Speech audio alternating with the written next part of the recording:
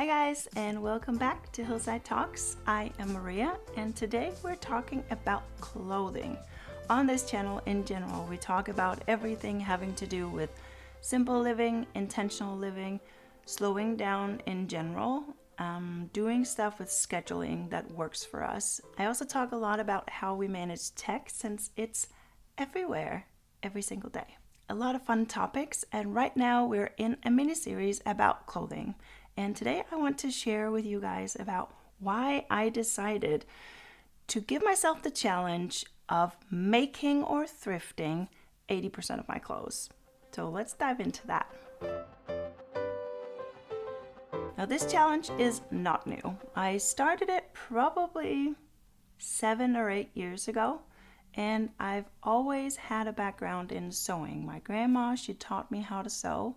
I always enjoyed that process, and my mom eventually gave in and purchased like a basic sewing machine for me when I was a kid. Yeah, so I always enjoyed sewing. I went to design school and I made a few wedding dresses as well, but it was always hard for me to get that translated into making everyday clothes. So I actually never really did that and never had a lot of practice doing that either. But I wanted to create and I wanted to use the skills that I have. So I just thought it's better for my finances. I can get something that fits. It's more sustainable because I take better care of my clothing, and it'll make me use the skills that I have. So I thought, okay, let's see if I can actually make 80% of my clothes. And I'm not there yet, but it's a work in progress and it's a lot of fun. Since I started way back, I've also added the thing about thrifting. So that wasn't actually included in the original idea. So now it's to make or thrift 80% of my clothes. And I think I find a good balance. I had some pretty big reasons for wanting to do it. I think number one was definitely the biggest one in the beginning was the fit. I felt like it was so hard to find clothing that fit. I'm Danish, I live in Scandinavia, and I'm tall, even for like an average Danish woman. So I have these long arms that I inherited from my mom, which is great. Just means that every sweater, everything with an arm length becomes crop length very fast, and that got really annoying. I also have a long torso, so it was just really difficult for me to find stuff that actually fit. I also was getting very, very tired of polyester. Polyester was just in everything. I was born in the 80s, and getting into like the 90s and early 2000s, it just seemed like polyester would get into every single item. I don't remember it being that hard when I was a kid to find stuff that was 100% cotton. Not that difficult. But then through my teenage years, yeah, it became very challenging. I just don't like wearing polyester. I don't like the way that it feels to wear it. I get very like claustrophobic. A lot of times I get headaches and I sweat a lot, and I just don't like it. And it makes sense because polyester is made out of plastic. So they take plastic and they melt it into tiny little strings and they spin it into thread, and then they knit that or weave it into fabric. So it makes sense that we sweat more when we wear it because we're essentially wearing a plastic bag, depending on the amount of polyester which is in there, of course. But yeah, I don't like wearing it. And on top of that, as the years went by, I educated myself a lot more on plastics and fabrics. The plastic in clothes, surprisingly, is just not very environmentally friendly. It's not good for the planet. It's not sustainable. And the reason why it isn't is that if you have a fabric like this and it has polyester in it, then it's very hard to reuse if it's not single fiber. So I try to find stuff that's single fiber. If it has polyester in it, it's ingrained in the cotton material, and it's very hard to separate that. So essentially the whole blouse becomes waste, and it's, yeah. Someone can probably figure out a way to reuse it, but it's hard. And on top of that, every time you wash it, tiny little microplastics gets washed off and into the water and into the oceans the fish eat it and we eat the fish. So yeah, there's a lot of research being done, and it'll be really interesting to see what they kind of conclude in a few years. But everyone kind of agrees that it's not going to be beautiful because they're trying to figure out what it actually does to our physical health, maybe even mental health, that all of these microplastics slowly get into our systems. So I'm just cautious about polyester and all of those plastic materials in my clothing. But I get it. Their whole motivation was to make more clothing and make it cheaper. And polyester is plastic, is way cheaper than cotton. So by adding in the polyester, they can make the item cheaper, making more people buy it, but just end up with something that harms the environment and can't be reused. And it's just like, yeah.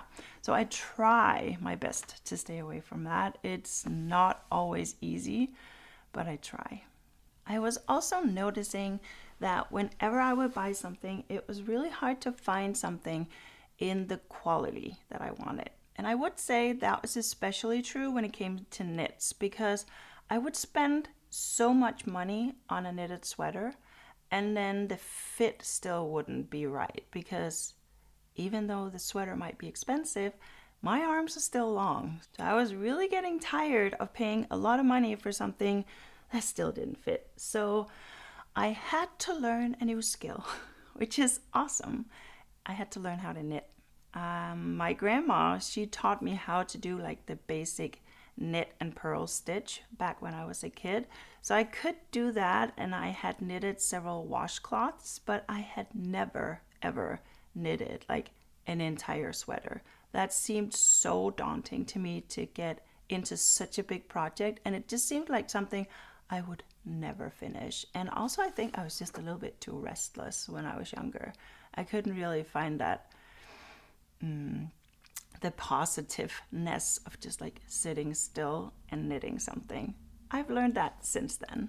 But I got started. I bought a recipe online and a friend helped me figure out how much yarn I needed. And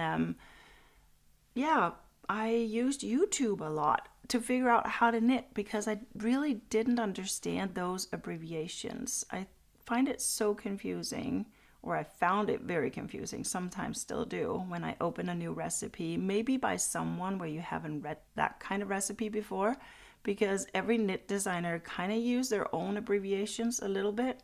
So yeah, some of you guys might have a mom or a grandma who lives close by, or like a really nice knit cafe where you can go, and if you buy the yarn there and the pattern, then a lot of times they'll have like a small corner where you can sit and knit and they'll help you. I didn't have any of that, so I just learned through YouTube, and it was actually very easy because then I could go back and see it, and my head kind of works that way that when I can see it done, I can usually figure out how to do it. And that's what I love about YouTube videos and all of the tutorials on how to do everything. So I started knitting, and there's a reason why I'm wearing this sweater today. It's actually the very first sweater that I knit, and I loved the process. Not even just like I liked it a little bit, I really loved it. I just found that it was such a good place for me to be in mentally, of slowing down, because I would just sit with the knitting and my hands would be doing something, and I had to use my brain power to some extent, especially up here, doing all that. Did take it out and knit it again a few times, but all in all, it was just a really good process, and I was very surprised by the quality of the item that I actually got out. Like, this is my first ever knit sweater. It looks pretty good. I finished this one 6 years ago. It's 6 years old now, and it is falling apart, but I thought I would still show you.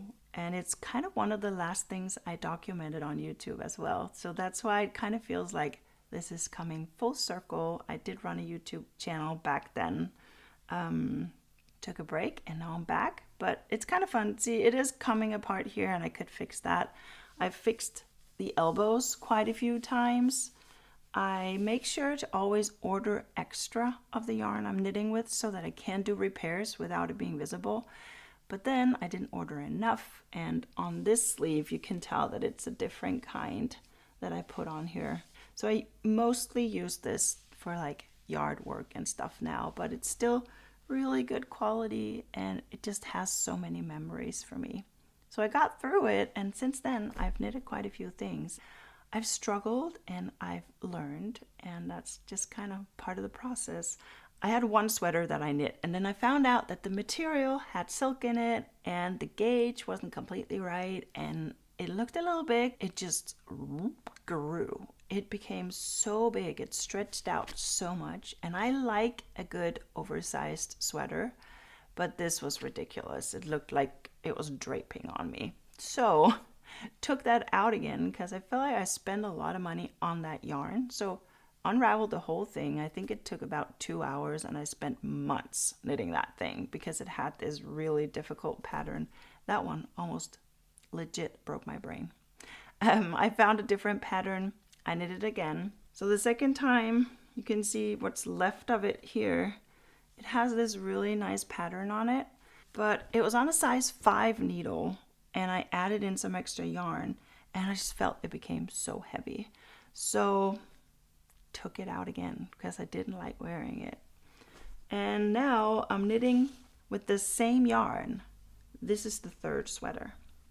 Almost done with this one, but yeah, I had to go down a needle size. So now it's on a size 3, European size 3 needle. But this one I know I'm actually going to wear a lot. So need to finish that, but this is the third sweater out of this yarn. And I really love that concept about knitting, where you can repair things, you can take things out, and you can knit something else with it. As long as the yarn quality is good, it's really worth investing in that quality, because then it just gives you so much more opportunity to do stuff with it. Even if you don't like the design anymore, take it out, knit something else that you like, and then you can actually wear the yarn. So that's something I love. I did knit this whole entire sweater out of some yarn. I thought the color was fun, la la la. Took me forever, but unfortunately the quality of the yarn is just not very good. It is like organic, all this fancy stuff, but it just has so much pilling. It just looks cheap and dirty, and I don't really wear it, which is really sad. And this one I can't take out because it's the yarn itself, which I'm having an issue with. So that is kind of a bummer. And when it comes to sewing, I have made quite a few items. I've made some pajamas for myself. Same for Max. I made a sweatshirt for Molden, like a hoodie. I did several different like jersey fabric long sleeve tees and some shorts. But I'm also learning a lot still about quality, because just because you buy your fabric yourself does not always mean that it's good quality. And once I made those like jersey long sleeve t-shirts, it didn't last long. Those small little elastane threads in the fabric started popping. I think they lasted a year. And since I don't have a huge amount of clothes, everything that I have gets worn a lot. And most of it gets worn every week, and if not, then every other week probably, unless it's like a dress.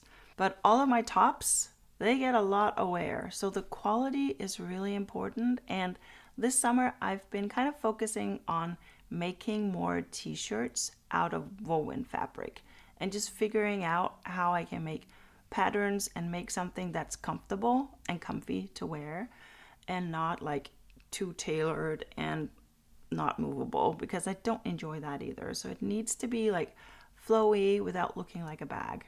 But that's the stuff I've been working on this summer.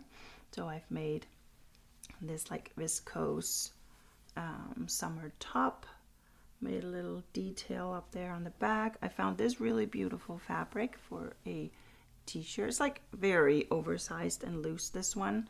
Probably a little bit too much, I'll take it in, but I just like putting the attention to detail into stuff, and I love this fabric. I love the colors of it, and it makes me happy every time I look at it. So I'll figure out how to tailor it to fit And so I like the look because I love the fabric. And this is really good quality, so it'll last a long time. And I'm slowly learning what stores to buy the fabric from, what kind of brands to buy the fabric from, all of this stuff, so I can avoid making the mistake of buying bad quality. But that's the luxury that I have when I make it myself, that I can actually choose the fabric and I can choose what I want in the fabric, if I can find it anywhere, that is. I usually don't buy patterns because I did go to design school. I know how to do it, but I usually self-draft them off of something that I already have. And this is actually a thrifted, loose, like short sleeved blouse tee. It's so simple and it has this little frill edge and it's so comfy and I love wearing it. And I found this in my local thrift store right up here, along with this skirt that I've also worn like 1,000 times. So get a lot of wear out of some of these items from the local thrift store. And I just put whatever item I want to copy on the fabric or on some drafting paper and I line it out and then use that as my pattern. But there are so many great patterns out there, I know. So it's pretty easy to find some. And I know that there are even a lot of free patterns as well. So it should be pretty easy to get started. I also really want to touch on how much I make in a year, because I am not someone who is producing a lot. I basically look in my wardrobe, I figure out what I need, and then I make that. It's as simple as that. I know that I'm running low on pants soon, and then I just look for fabric to do that, or maybe a pattern or something. I know that some of the next items that I'm going to want to make is like long sleeve blouses and stuff. And I also just bought some fabric for a jacket. And I've never made a jacket before, so I'm very curious to see how that is going to end up. But it's always fun to learn. But yeah, I don't make a huge amount. I make maybe 3 to 5 pieces a year. Some years a little more, some years a little less, but like 3 to 5 items a year is my average. Of course, if you need to replace your entire wardrobe, go nuts. But in general, there's really no reason to go overboard with it. And I think sometimes even like in the knitting community and sewing community, there can be sometimes this tendency to just produce a lot. I don't want to shame anyone because I think it's great when you're sewing and just creating and making. But if you do this and you end up with a wardrobe stuffed with clothes and you again end up not using everything, like that's just not the point. The point is to have a small, doable, manageable wardrobe where you like everything, everything fits, it's good quality, it's good for the environment, and you take better care of the items. I do when you make them yourself because you put so much effort into it. So yeah, I would definitely say just make what you need and enjoy the process. And I've also branched out then, if I have extra time, made stuff for my family members. So I do a lot of like birthday presents or Christmas presents, and I really enjoy that. When you can make something that is really good quality for people, they really appreciate it. And I spend a lot of time doing it, but I also enjoy doing it. And I don't need 7 sweaters. Some people might need or want 7 sweaters, but I don't, not really. And I don't mind the slower process, and I really like slowing down like that. For me, sewing has kind of transitioned from being this like obligation, kind of guilt-ish zone of something that I was trained to do, I knew how to do, but didn't use it very often. And now I've implemented this habit of just sewing 10 to 15 minutes. I have my sewing station. It's actually right in there. You can see it behind that little dresser in the corner. It folds down, the table folds down. I can pull out sewing machines. And that means that I have it out in the crafting room. It's the dining room, but Max and I, we use it for crafting all the time. So it's basically just a craft room, and then we eat in the kitchen. But sewing in 10 to 15, maybe 20 minutes increments just makes it so much more doable.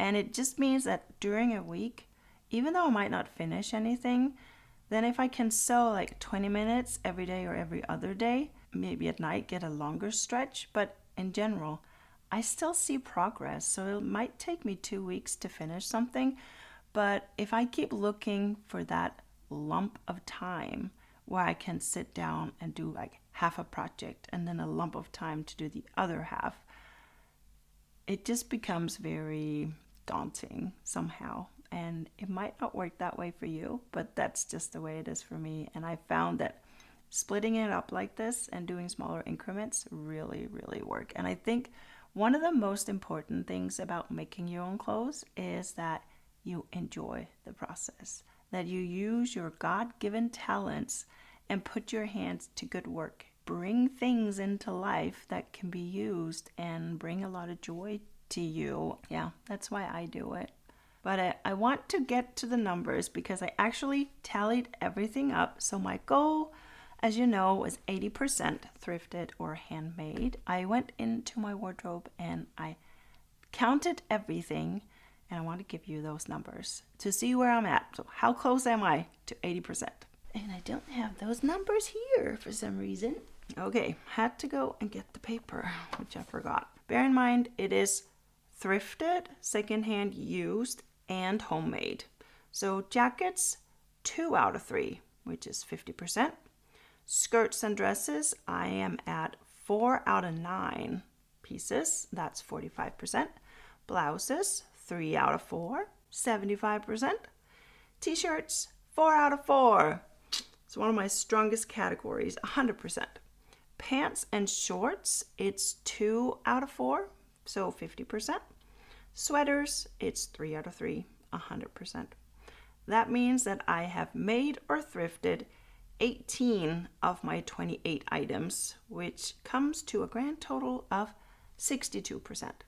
So I'm pretty close to 80%, and I'm getting more and more serious about this every year. So I think I'll get there, maybe next year, maybe the year after. That is really not the most important thing. The most important thing is that I am creating and I'm making progress, and I'll be back here next Monday with a new video, and it's going to be an interview, a conversation with Kala, who is also a Danish woman. She's 21, she's young, and she is making her own knit patterns tailored toward younger women. And I think it's so fantastic to hear her take on things, and the creativity is just like oozing off of her. So I'm very excited for that, and I hope that you guys will be back to listen in on that conversation or watch it next week on Monday. Please subscribe if you want to. It really helps this channel take off, and I would really appreciate it.